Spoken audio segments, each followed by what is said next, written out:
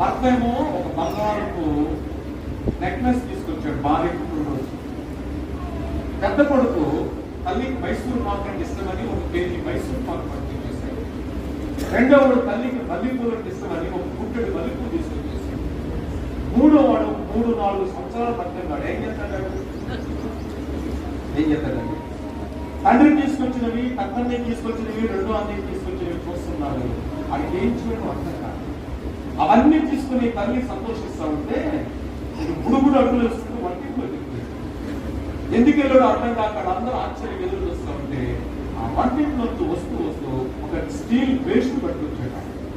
Steel basin తీసుకొచ్చి తల్లి ఆడ దగ్గర పెట్టి ఆ స్టీల్ బేషన్ లో కూర్చుని ఒకే ఒక వచ్చి రాని మాటతో మాట చెప్పాడు. అమ్మ, నన్నుగా నేను నీకు సమర్పించుకుంటున్నాను. అంతే.